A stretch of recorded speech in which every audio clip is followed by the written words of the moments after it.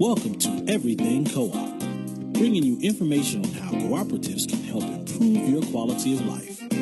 This show is being sponsored by the National Co-op Bank, NCB. The NCB is dedicated to strengthening communities nationwide for the delivery of banking and financial services for the nation's cooperatives, their members, and other socially responsible organizations.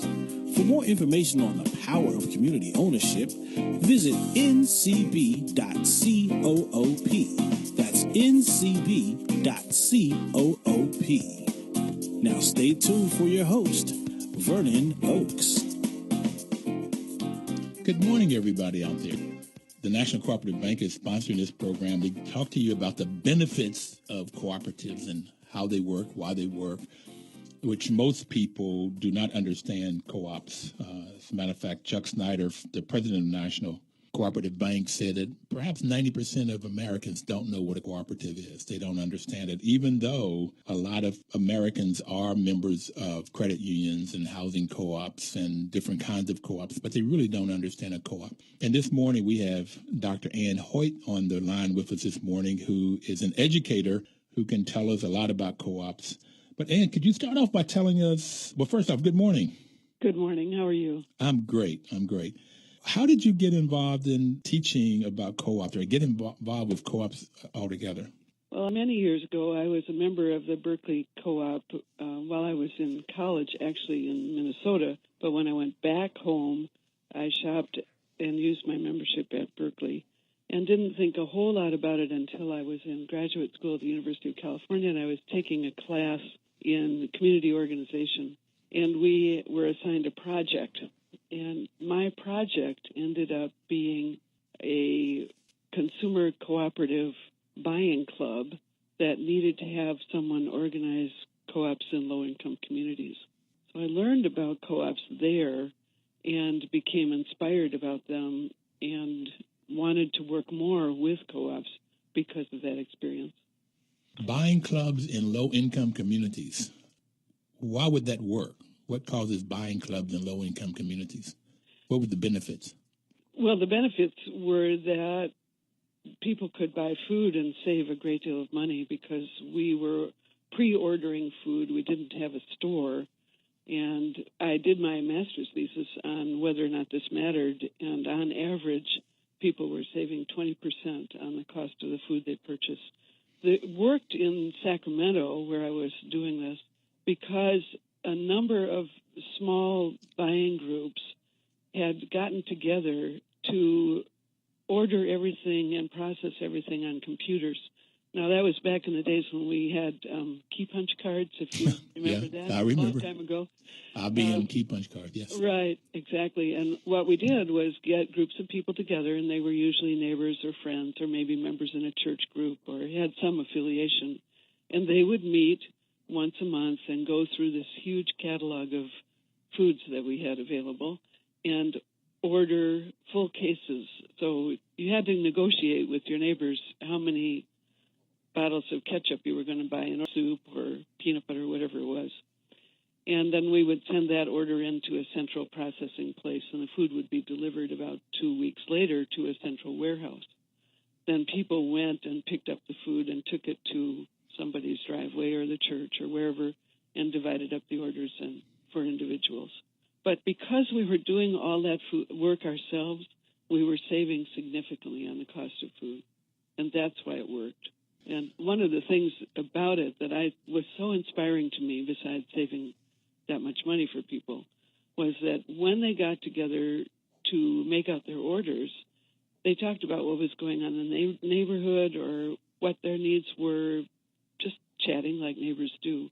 And several additional cooperatives grew out of those food co-ops, particularly babysitting co-ops and things that people needed in that particular community. You know, it's interesting that there is a need for good quality food. And if you buy it in quantity, the larger quantities you buy, and then you don't have the middleman in place like the stores where you can go pick it up. And so people order the food from a distribution center, they bring it in, and then they distribute it. And you save 20% on the value of it. In low-income communities, folks really, as a matter of fact, any community, but particularly low-income communities, you get a big, huge benefits and savings to the family. And then I hear you say, okay, because they came together, they talked, so they're creating community, and they find out what else is need. And your story right here, very early on in your career, reminds me of Papa Sin, who was in the Hall of Fame, I think last year or year before, from Senegal. And he said that they started a housing co-op out of need in the outskirts of suburbs of Dakar. There was no housing, so they created a housing co-op. And from there, they needed to be people to get back into town to go to work, and the kids had to go into town to go to school. And so they bought buses and started a transportation co-op. And from there, then they wanted, as the suburbs grew, if you will, they needed a school. And so they started a school co-op. And so out of need, they kept creating these co-ops. And he concluded that co-ops are developed to solve a community need. If there's no need for a co-op. And that's exactly what I'm hearing you say here very quickly into the program today out of your experiences in graduate school. Absolutely. And I have said that since I started working with that co-op, that it's not going to work if nobody wants it and if nobody needs it. And I think that as much as we believe in the cooperative way of doing business for probably philosophical or justice reasons, it won't work unless people need it and are committed to it. So you got introduced to co-ops early on in your life. Yes. And congratulations on being inducted into the Hall of Fame. The Co-op Hall of Fame, for everybody out there, is the highest honor you can get if you work in this co-op world. And Dr. Hoyt was honored last Wednesday, inducted into the Hall of Fame. So congratulations. Thank you. So this is how you got started, but when did you decide to make this your life career, particularly education part? Well, I was so inspired by the cooperatives that I was working with in Sacramento that I decided that I would write about them as part of my graduate education, my master's degree. And then during that time, I had been very much involved with food co-ops. This was over a significant period of time. And I was elected as a very unlikely candidate, quite frankly, to serve on the board of the National Consumer Cooperative Bank, it was called in those days. And so I knew a lot of co-op people, and I had finished up my master's degree, and my husband and I had a deal that we would trade off jobs every 3 years. So it was my year to work and his year to choose whatever he wanted to do. And he announced he wanted to go to school in Kansas, which wasn't in my life's plan. So we went to Kansas, and I got a job teaching a family economics course. And the professor said to me, you need to get a PhD if you want to keep your job. So all of a sudden I was in a PhD program I didn't intend to be in. But during that time, and while I was working on my PhD and serving on the bank board, I met many different kinds of co-ops, and I saw the power of co-ops in communities, and I saw the power particularly that co-ops generate for economic justice. And when I got out, finished my degree, there was a job available. This was my PhD then. There was a job available at the University of Wisconsin to do education for cooperatives. And it was the only job I wanted, and the gods must have been smiling on me because it was the job I got, and I thus became involved in co-op education. Wow. That's exciting. It's exciting because I have taught for 12 years. I taught math and marketing. Good for you. With two master's degrees, one in mathematics and another one in master's in business administration with emphasis in marketing. But I didn't hear about co-ops until 20 years ago. And Right. I do property management as my full-time business.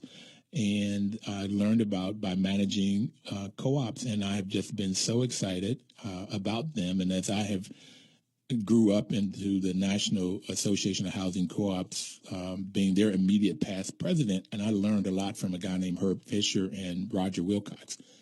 Roger's 95 years old now, and Herb is about 87. Mm-hmm. And their passion for co-ops rubbed off on me. And so right now I'm extremely passionate about, and I want to talk to you about this co-ops, the power for justice, but in a minute. But why education? And the reason I'm asking that is because in my family, My mother went back to school and graduated magna cum laude when I was 13, and she was the first one in my family to get a degree. And then there was total encouragement from everybody, particularly my grandfather. Get an education, get an education. He would tell that to me whether he was sober or drunk. And so it was always get an education, get an education. So why did you decide education as your life pursuit, both getting knowledge and then passing that knowledge on? It inspired me to see what people could do when they understood what opportunities were available to them. And I was able to help people understand that. And I think I was able to convey, because I was so passionate about this way of doing business and why it was fair and why it provided opportunities for people throughout the country, that the best place for me to be was to be in education. And, once you get a PhD, a lot of avenues are not open to you anymore because you're overeducated. So being a professor was the natural next step for me, and this particular job was perfect because it was primarily working with University of Wisconsin Extension, which meant doing a lot of outreach to communities and working with a lot of adults, and that's what I did. So it's hard to explain when you have a passion about something. You've done it very well, and that's a wonderful story that you told. But once you have this belief and you know that people have made their lives better, you just want to talk about it. See, I, as an educator, and listen, the other side of the story is I never wanted to teach. My mother taught, and I know how hard it was and how little money she got for teaching. So I never wanted to teach, but to keep from going to Vietnam, which I didn't understand that war, still don't quite, I taught middle school. And I got hooked on teaching, particularly with math. When the student didn't know it, didn't want to know it, didn't think they could know it, and when they got it, you could see that light turn on their head. That was tremendous compensation, tremendous. But we have to take a break. We'll come back and talk to you about education, and I really want to talk about this justice that you were talking about. But we'll be right back. Everybody, please don't touch that dial. This is Everything Cooperative. 1450 WOL. Information is power. That's WOL's motto, and that's why they make a great partner for this show, because the National Cooperative Bank is providing information to you about cooperatives, and Dr. Ann Hoyt is our guest today, and she's already talked about the power of cooperatives, the power that when people get what they can do when they work collectively, how much they can get done, and how much a better quality of life they can have by working cooperatively in food co-ops or buying clubs or any kind of, I think you call it babysitting co-ops, daycare co-ops. So any kind of co-op, if there's a need, then there's a lot of power in it. So we were talking about this light coming on, which is always fascinating to me, of watching students when the light comes on with math. I taught at Howard University, and when they would get the marketing study and they'd understand how all of the pieces fit, and you'd watch it in their eyes or their being, I kind of feel, my sense is if you can help people change their lives and have a better quality of life, and when they get that knowledge, that's got to be a wonderful, wonderful feeling as the instructor, the person that's getting that. Is that what you get from that? Exactly. I had a story that I told at the Hall of Fame banquet that I would be happy to share with you. Please. One of the wonderful things about my life in co-ops is that I have had the opportunity to travel all over the world to visit cooperatives and understand cooperative development in other countries. And I was in a village way out in the middle of what appeared to me to be not much, very, very dusty roads that we took to get there.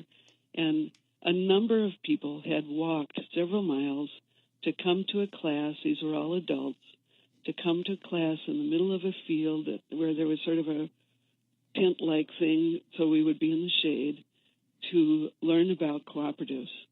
And one of the women at this class said to me, "I love love my co-op because it taught me how to read. And no one can ever take that away from me as long as I live. And I thought, oh my goodness, that's what the co-ops have done. And historically, they taught people who couldn't afford to go to private schools or weren't welcome at private schools, and all schools were private. The early co-ops taught people to read. They taught them to understand numbers.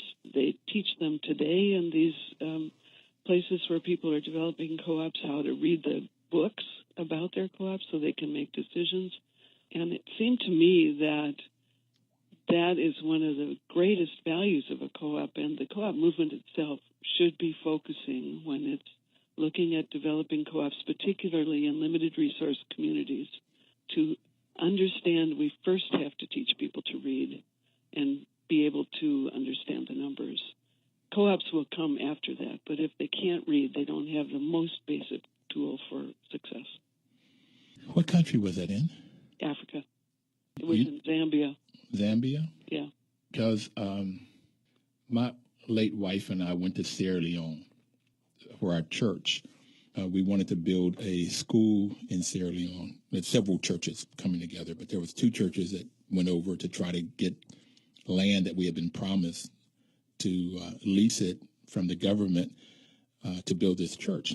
And on this land, when we went to visit it, was a man teaching class, and he had as a desk, he had this wire.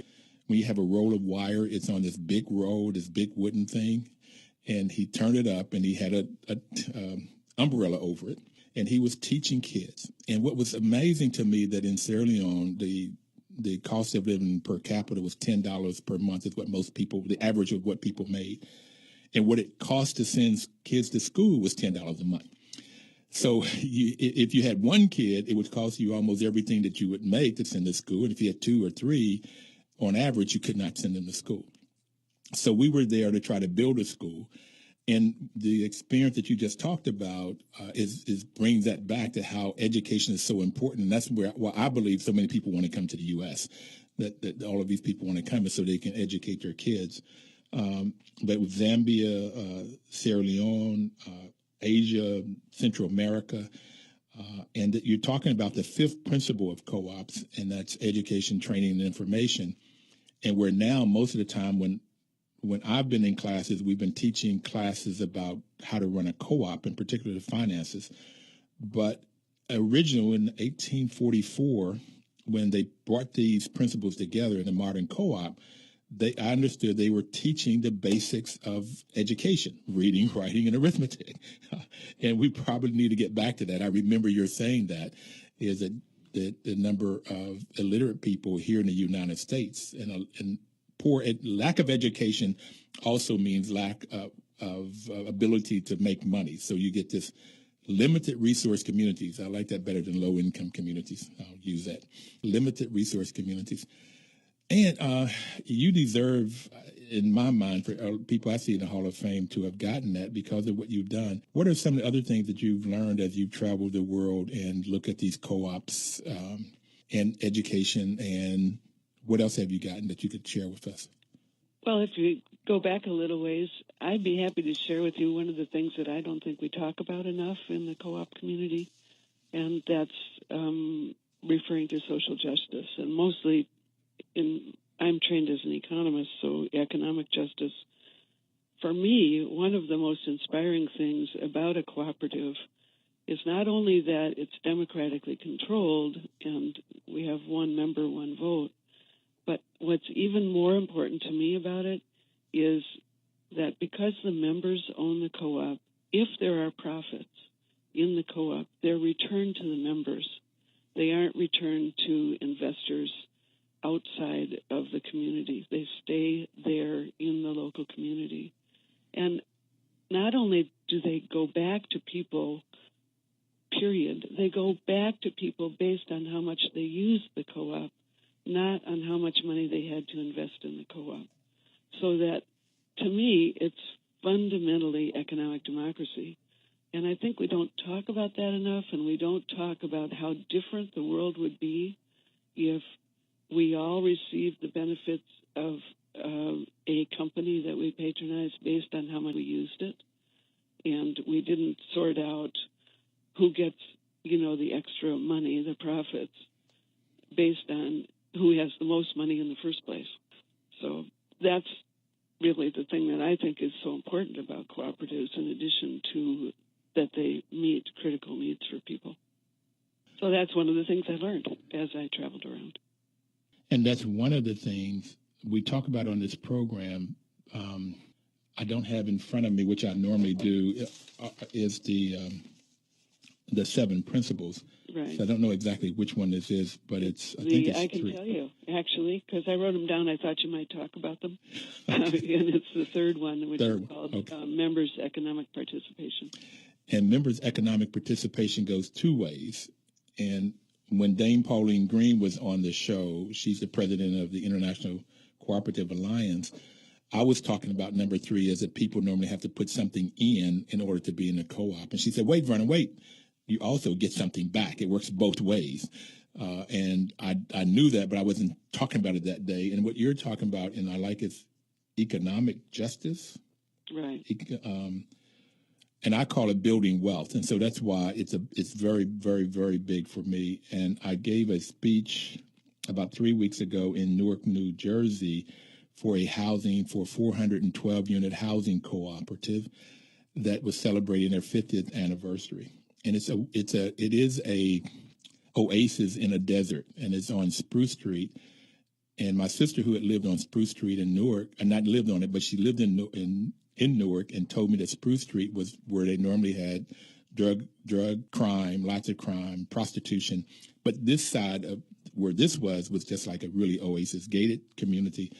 And a man walked up to me afterwards, and he said he had never thought about how much wealth he had acquired being in the co-op. He said they had a house before, they couldn't afford it, and they moved into the co-op. They had to get rid of the house.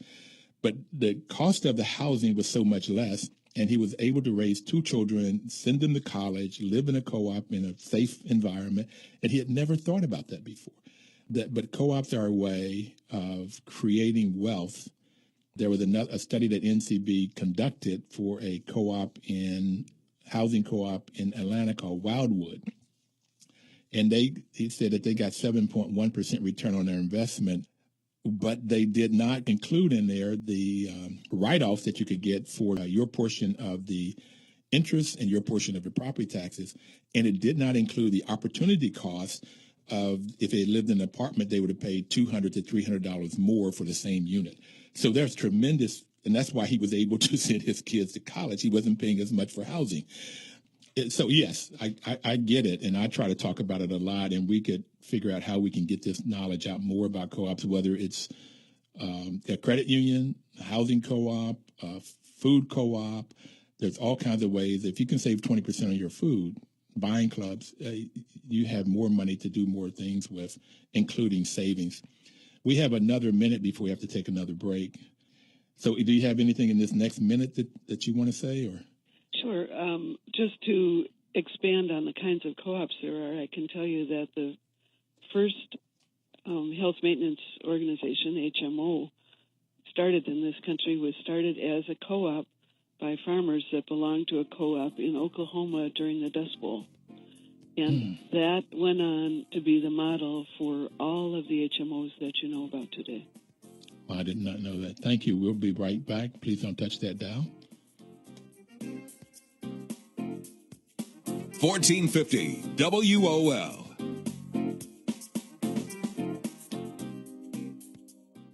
This is Vernon Oakes coming to you this Thursday to talk about everything cooperative, the benefits of cooperatives for you, for your community, for the U.S., and for the world.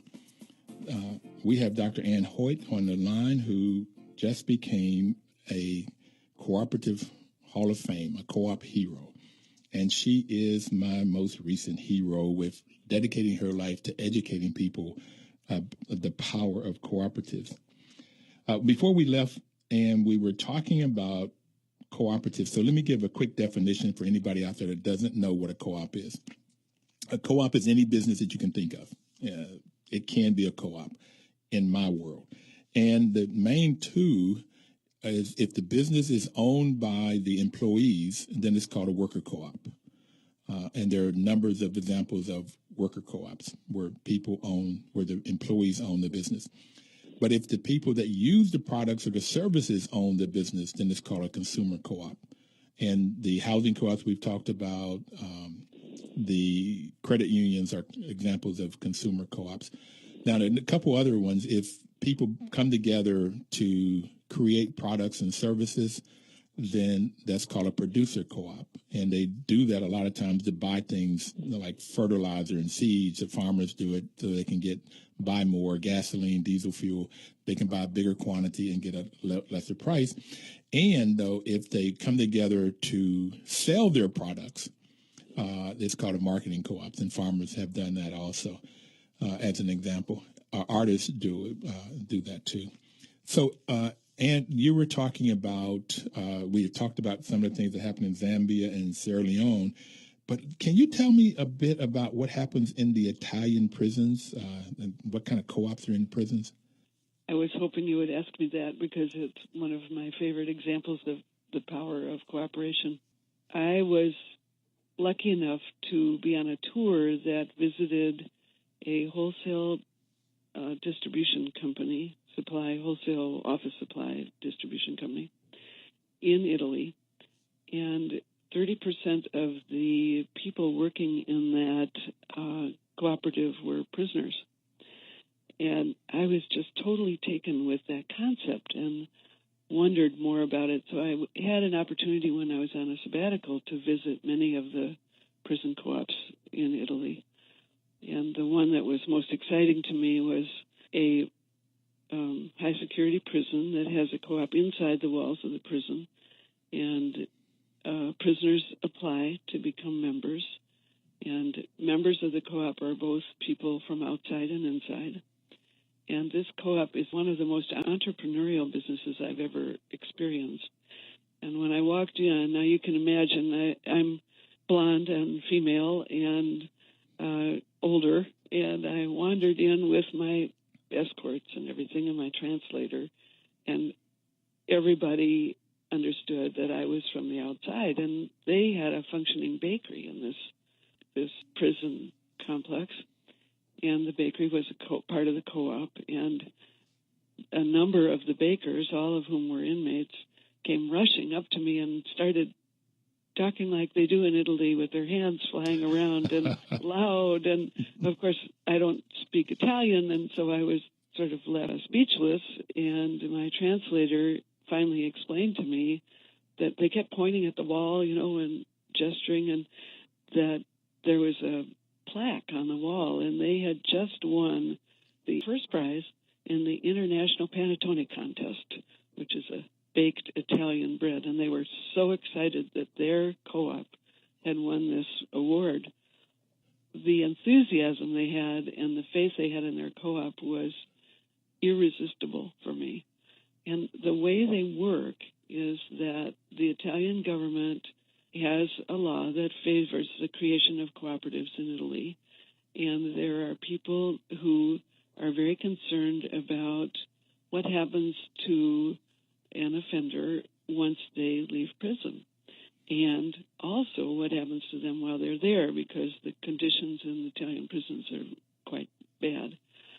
So they started forming these co-ops that work both inside and outside of the prison, depending on the co-op, and provide jobs for people that have committed an offense, and provide them in a way so that the earnings, once you complete your on-the-job training in the co-op, the earnings that the offenders receive, and while they're still in prison, go to a trustee, and they can be used to buy food, because the food in the prisons is bad. They can be used to send money home to their families so that they aren't left destitute without an earner. Or they can be put in a savings account, which earns interest. The result of that is, as you would well understand, it's awesome. Families are better off when you walk out of the gates, and you're released. You don't I don't know what you get now, but, figuratively, you don't get $25 in a bus ticket. You have a savings account from money that you earned from being paid equal wages on the job to what you would have been paid if, you were working on the outside. But Ann, it's so fascinating because you get knowledge too. You learn how to run a business. Right. So you get the knowledge that we were talking about earlier to how you run a business, and that's the training and everything. So you have a job. But then when you get out, because you're a member of the co-op, you have a job. And one of the reasons that most people end up going back and creating an offense in the U.S. is because they can't find decent employment when they get out. Exactly. And the reason this was so riveting to me was I said, okay, so what's the recidivism rate? In other words, what percentage of people return to, commit after they've committed another crime? They don't have exact statistics because it's very hard to keep track of people after they leave. But they figure the highest rate I heard, and it was only one co-op that I visited, was 20%. 20%. And most of them said as best we can tell, our rate is 0 to 5%. It's just fascinating and powerful and exciting. And so that's why I'm glad you asked about it. Well, I asked about it out of everything that I've read about you, and it's awesome, the kinds of things that you have done. That one surprised me, and I wanted to know because if you look at American prisons, and right now I have 3 nephews and 1 great-nephew in jail right now. And it's normally about some kind of drug offense. It could be something else, but I have 2 nephews. One is out right now, and I'm afraid he's going to go back because he has not created any skill sets that would help him. And if he had something like this, and he's 45, he's been in and out of jail his whole life. So for me, it's personal, this conversation. But if you also look at the numbers of prisoners that we have in the U.S., it is overwhelmingly, and I have had these numbers, I don't have them right now, but it's overwhelmingly filled with African-American males are in a proportionate number of how many African-American males there are in the U.S. It's a lot more African-American males, and they keep going back. Get out and go back and get out and go back. I wouldn't be surprised that 80% go back, whereas 20% the highest you heard there, and to 0 to 5% of the co-ops. So I would love to see if we could get laws like that in the Italian government favors creating co-ops in prisons if we had those kinds of laws in the U.S. But that would go against this prison business. It's a huge business right now.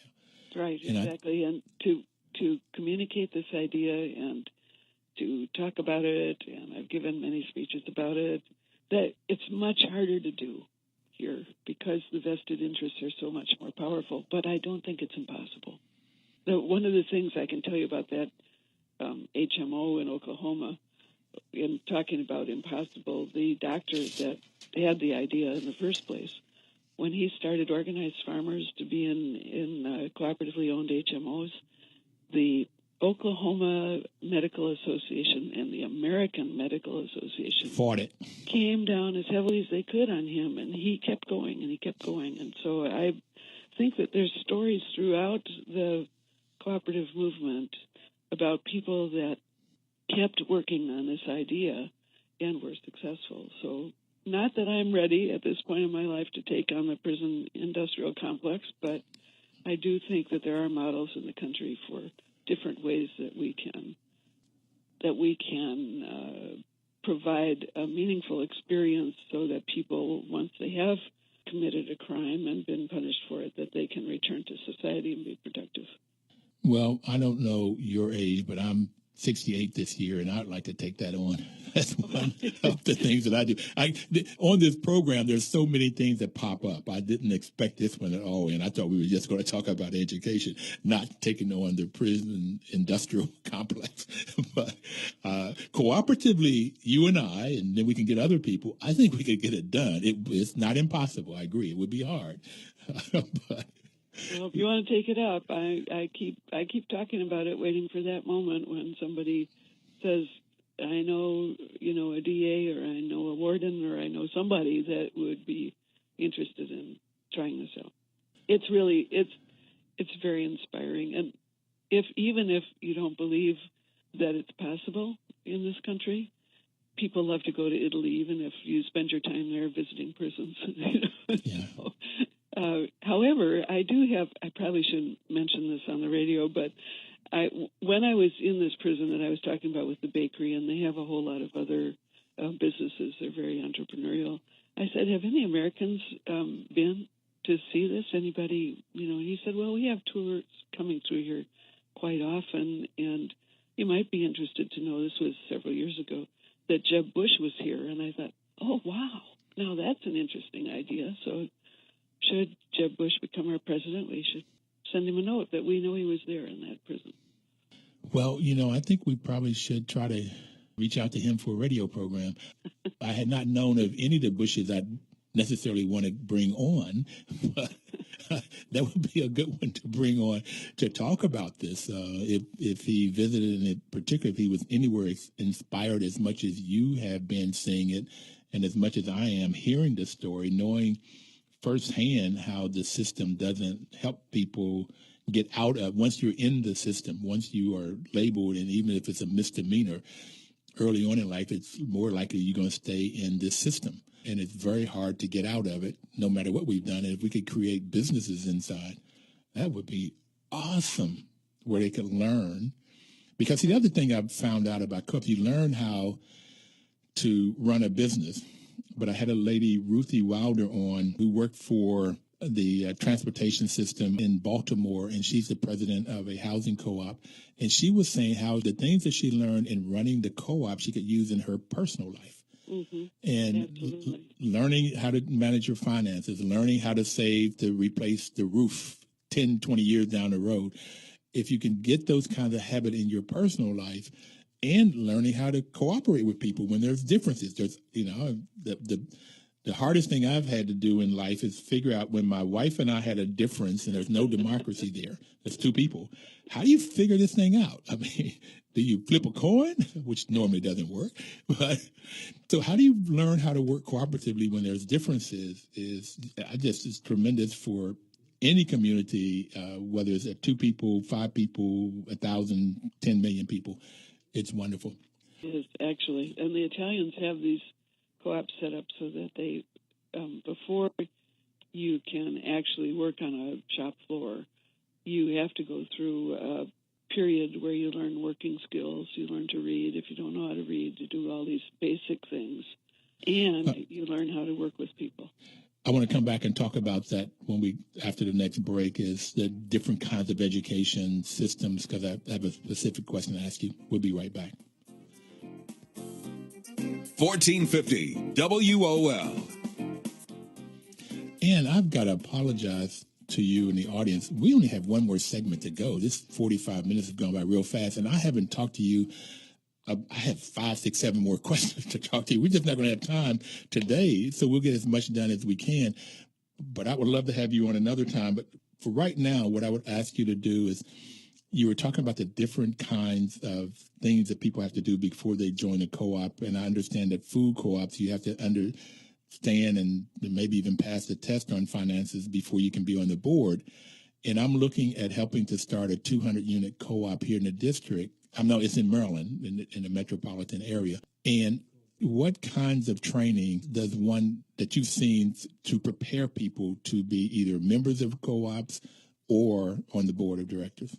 That's a two-part question. And here in this country, most people can join a co-op if they're willing to take on the responsibilities and want to purchase things or get services through the co-op. There isn't really a test to join.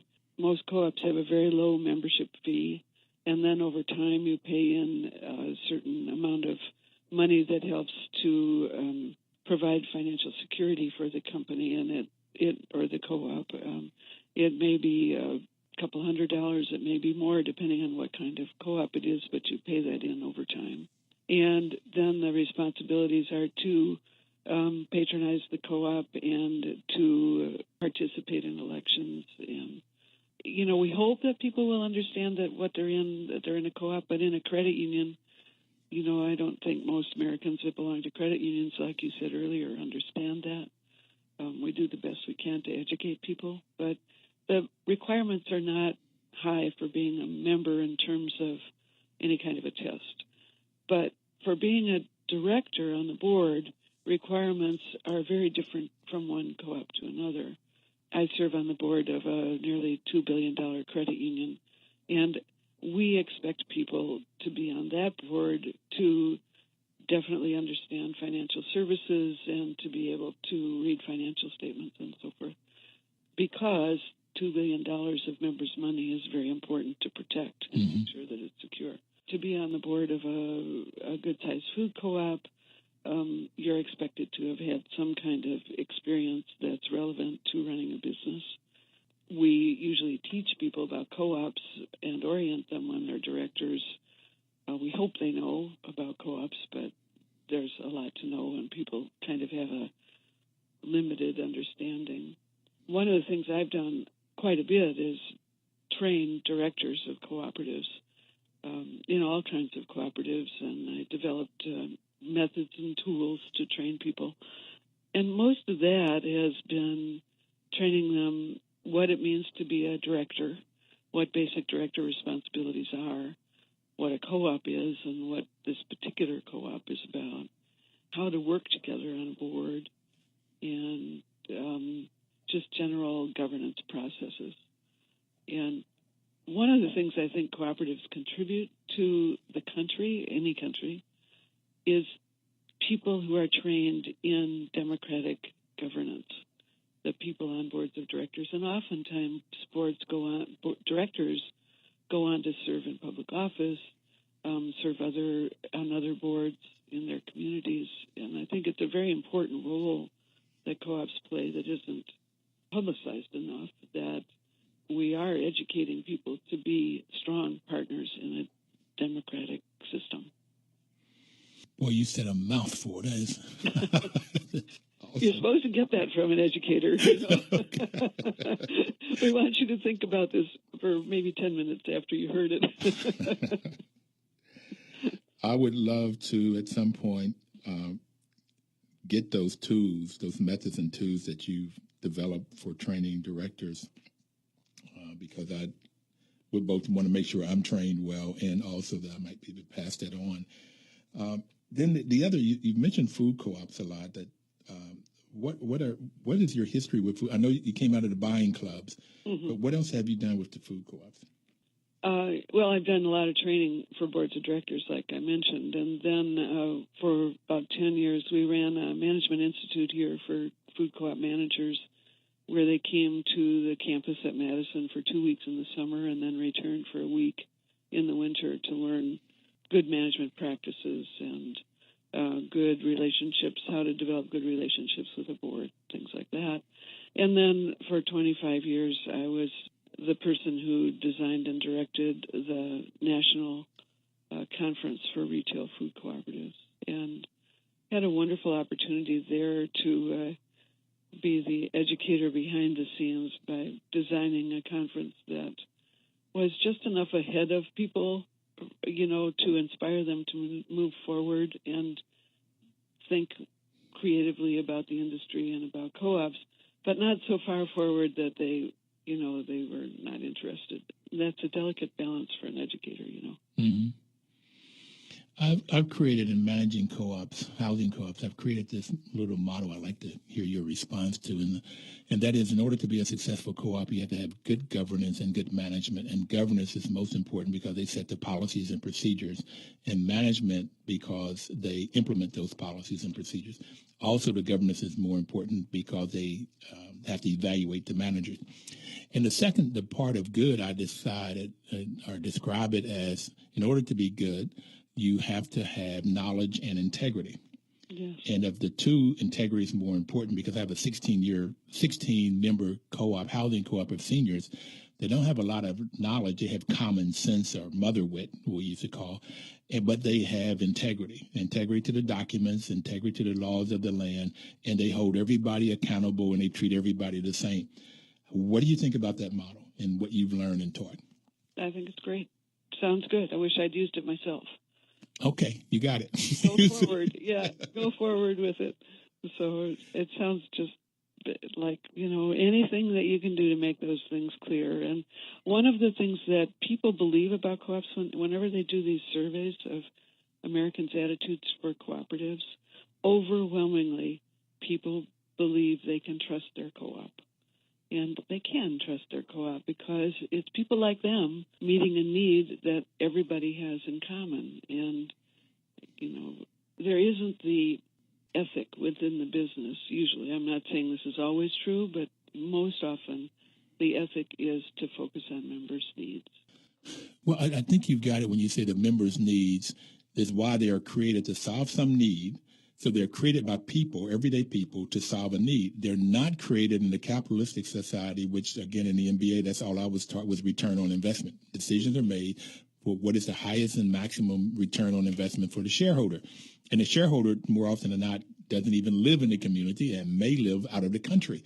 But you're trying to make decisions that would give the most dollar return, not the most benefit to the customer, the member. So, yeah, it's much easier to trust because the decisions are made so totally different.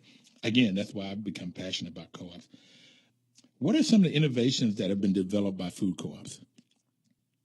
Food co-ops have been, I think, part of the research arm for the investor-owned grocery industry. Some of the things that have been tried in food co-ops and adopted after the food co-ops proved that they would work, the most visible one now is developing the market for natural and organic foods. That market would not have existed if it hadn't been for the cooperatives. It may have developed later, but the cooperatives went out on a limb to say people want this food and figured out how to develop the product lines and the marketing tools in order to build that industry. So that's a big one. Some other ones are product labeling with, nutritional information on labels. That was developed by food co-ops. Bulk bin sales were tested by food co-ops first before they went into the general marketplace. Education, all kinds of education opportunities. You see a lot of stores that provide teaching classes and things like that. Co-ops have been doing that from day one because of the education principle in the co-ops. I already told you about the healthcare organizations and HMOs. The model itself was developed by people from co-ops. One of the things that I can tell you, today I'm going to find out whether I have been elected to serve on the board of our local health maintenance organization, the Group Health Cooperative of South Central Wisconsin. Mm-hmm. The presence of that co-op in our community, which has won the highest quality, number one in quality rating for HMOs in the country in the past, and is consistently in the top 5 HMOs in the state. The presence of that co-op, the creativity, the innovations that healthcare co-op has provided in the market, and pricing have been such a strong competitive force that I believe, and I think that this can be justified, having that strong competitor in the marketplace changes the way the market operates, so that operating that kind of business becomes the standard and people flock to it. Our credit union here in Madison is the largest lender of home loans in our county. And they did not have all of the foreclosures. We got to go. I'm sorry. I do want to have you back on, and the last word is that co-ops are very creative, and they help the marketplace in a lot of different ways that we don't even think about. We'll be back next Thursday, and thank you so very much, and I'll reach out to see if we can get you back on sometime soon. Thank you, and thank you for having me. Thank you very, very much. 1450 WOL.